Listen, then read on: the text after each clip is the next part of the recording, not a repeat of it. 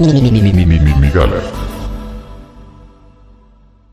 Estamos en una época preparadigmática en todos estos fenómenos de complejidad, al estilo de Kuhniano, ¿no? De que te decía Kuhn, hay un paradigma, es, digamos, algo así como un consenso de entendimiento y que te permite hacer predicciones. Entonces tú rascas, cavas el paradigma y de repente pegas con pared o con una barrera nueva y dices, cabrón, esto ya no lo puedo explicar, ¿qué puedo hacer? Entonces viene una revolución científica y te trae un nuevo paradigma.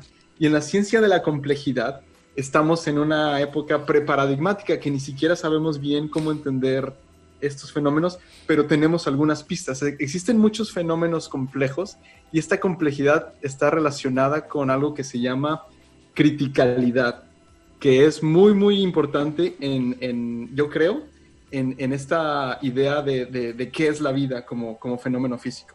Entonces, si me lo permiten, les quiero platicar de eso. ¿Qué es la criticalidad? La criticalidad... Es cuando metes un combo y sale un critical. López Gavito, ¿no? De la academia. Sí, güey.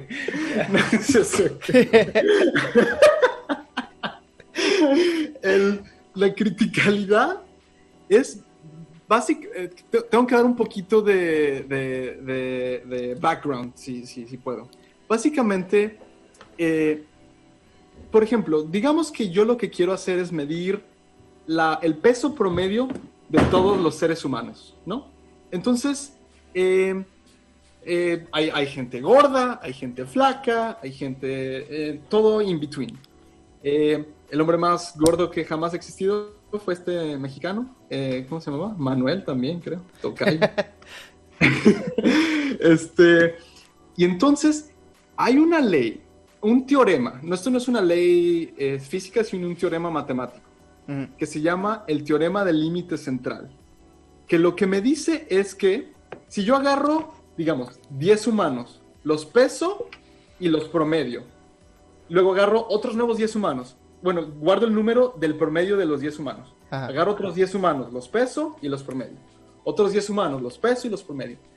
No importa cómo se vea la distribución de los pesos de toda la humanidad, que a lo mejor es bimodal podría ser porque es hombres y mujeres, pesamos diferente. El promedio siempre va a converger a una campana gaussiana. Ya saben, la típica imagen que te imaginas cuando una distribución. Entonces, muchos fenómenos que estás promediando, varias cosas, tienden a comportarse como campanas gaussianas. Y la campana gaussiana es muy particular porque te dice que solo necesitas 2 números para caracterizar la campana gaussiana. ¿Dónde está el centro de la campana y qué tan ancha es? Y ya. Pero entonces eso es lo que esperas. Matemáticamente esperas que al promediar cosas tú vas a obtener esa forma.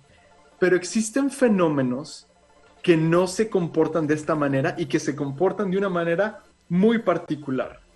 Hay varios ejemplos que parecen totalmente no relacionados, pero están conectados. Por ejemplo, el uso de palabras en casi todos los idiomas, creo que en todos los idiomas, al menos en el inglés y en el español, siguen esto que se llama la ley de Zipf, Z-I-P-F, que si tú cuentas en cualquier libro aleatorio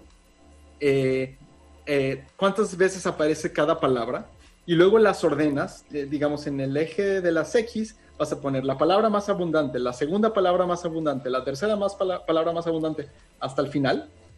Lo que vas a observar es que, comparado con la palabra más abundante, la segunda palabra más abundante aparece en promedio la mitad de veces. Si esta apareció 100 veces, esta aparece 50. Uh-huh. La tercera palabra más abundante aparece 1/3. Entonces 100 veces, 33.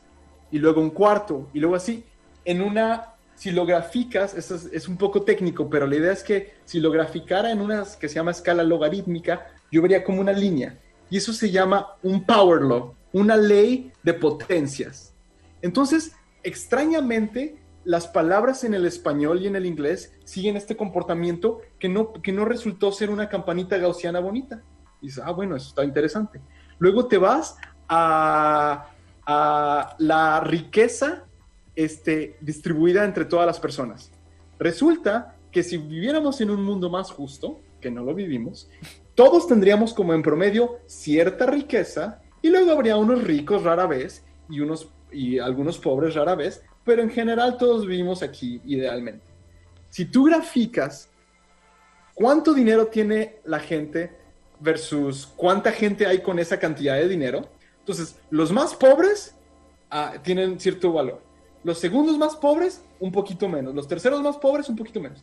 Cuando lo graficas, tiene el mismo comportamiento de esta ley de potencias, Ajá. El Power Law. Y lo que te dice eso es que los eventos sumamente... En una campana gaussiana, encontrar un humano que pesa 1 tonelada, o media tonelada, pues nada más ese mexicano que existía. Era muy, muy raro. Pero en riqueza distribuida, tienes a Jeff Bezos, tienes a Elon Musk, tienes a Slim, tienes a todos esos. Entonces hay muchísimos más de los que tú esperarías en una condición gaussiana, que siguen este otro comportamiento. Y dices, güey, ¿qué me estás hablando? No tiene nada que ver. Pues ahora va otro más loco. Los terremotos. Si tú graficas qué tan abundantes son los terremotos versus la magnitud del terremoto, tienes la magnitud del terremoto, qué tan constantes son, tienes que los terremotos muy pequeños son muy, muy constantes. Aquí en California hay terremotos todos los días, pero no los percibimos porque son mínimos. Y rara vez tienes un terremoto como los que pegan así, ya sabes. Pero son mucho menos raros de lo que tú esperarías en la campana gaussiana. Y entonces, el hecho de que no te dé ese comportamiento gaussiano tiene que ser explicado. ¿Por qué no estoy obteniendo lo que ese teorema me decía que con eventos independientes me iba a dar esta bonita campanita? Uh-huh. La manera en que entendemos estos fenómenos, y todo esto, no crean que me estoy así desviando, todo está conectado.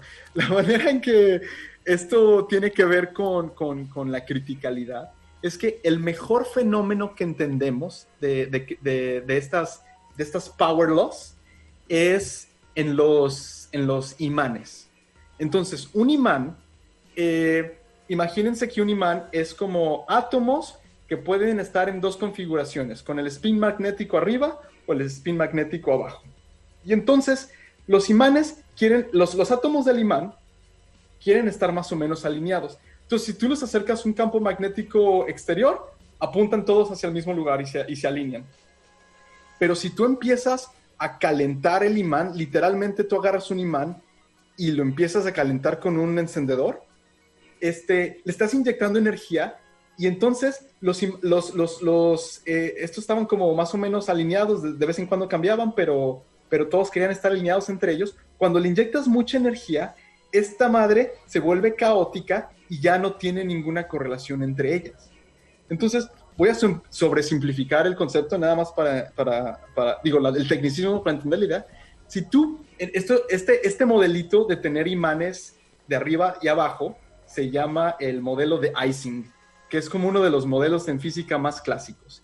Y lo que sabemos es que, imagínate que ahora tengo una hoja de papel magnética, una hoja de papel magnética. Y entonces tengo en 2 dimensiones pequeños átomos apuntando arriba y abajo. Si yo lo enfrío muchísimo mi imán, todos los átomos van a apuntar o arriba o todos los átomos van a apuntar abajo. Si yo lo caliento un chingo al imán, no va a haber correlación entre los átomos. Todos van a estar dispersos, totalmente caótico. Pero entre el orden y el caos, tuvo que haber una transición de fase donde pasó de ese estado. Y ese punto donde pasas del orden al caos es el que se llama el punto crítico. Y lo que encuentran en los imanes es que, ¿por qué estaba relacionado con lo otro? Porque ahora lo que voy a graficar en la típica gráfica es, digamos, el tamaño del clúster de átomos que estaban apuntando a la misma dirección. Si estoy en lo más frío, todos apuntan a la misma dirección, entonces el tamaño del clúster es el tamaño de la hoja magnética, todos. Uh-huh. Si estoy en lo más caliente, el tamaño del clúster es 1, porque ninguno está correlacionado con ellos, todos están así totalmente perdidos. En el punto crítico encuentras grupos de tamaño 1, de tamaño 2, de tamaño 3, de tamaño 4, y qué tan frecuente los encuentras se comporta exactamente igual que la frecuencia de las letras, que la distribución de la riqueza, que la distribución de los terremotos, sigue exactamente la misma ley de potencias. Y entonces, en ese modelo de juguete del imán, sabemos que el punto crítico donde ocurre esa transición entre el caos y el orden es el punto que llamamos transición de fase. Y es la misma transición de fase que cuando evaporas agua a vapor, o cuando al agua pasa a sólido. Ese tipo de transición de fases, en el caso del imán, está pasando de estar magnetizado a estar desmagnetizado. Uh-huh. Y resulta que muchísimas cosas en los fenómenos de la vida parecen estar en el borde entre el caos y el orden absoluto. Por ejemplo, con ejemplos bastante disparatados. Las neuronas del cerebro. Cuando tú estás generando pensamientos, hay diferentes neuronas disparándose. Disparan, y hay experimentos hoy en día donde en ratones y en salamandras puedes observar neuronas disparando, ¿no? Entonces, literalmente hay unos experimentos increíbles donde abren la retina de una salamandra y le pasan películas a la salamandra y miden la reacción, el número de veces que disparan las neuronas. Entonces, agarras esos datos y dices, ok, en el segundo 1, ¿cuántas neuronas dispararon? 4. En el segundo 2, 80. En el segundo 3, 325. No sé, me lo invento, ¿no? Graficas qué tan frecuente durante tu experimento se grabó, disparó una sola neurona versus 2 neuronas versus 3 versus bla, bla, bla. Y tiene exactamente el mismo comportamiento que el imán que está entre la transición entre el caos y el orden. Y es como una analogía y dices, ¿pero qué está pasando ahí? La explicación que la gente quiere darle es que si tú tuvieras los dos extremos, donde todas las neuronas disparan al mismo tiempo o las neuronas disparan totalmente aleatoria, son cerebros que no producen pensamientos. Porque si todas tus neuronas disparan, te da un ataque epiléptico y no puedes producir ningún pensamiento. Si tus neuronas disparan totalmente aleatorio, no hay ninguna codificación, eso no significa nada. Entonces, en esa transición entre tener un cerebro epiléptico y un cerebro que no produce nada más que pensamientos caóticos, ni siquiera serían pensamientos, uh-huh. Existe nuestra capacidad mental. Nosotros estamos en esa ranurita de la transición entre el caos y el orden.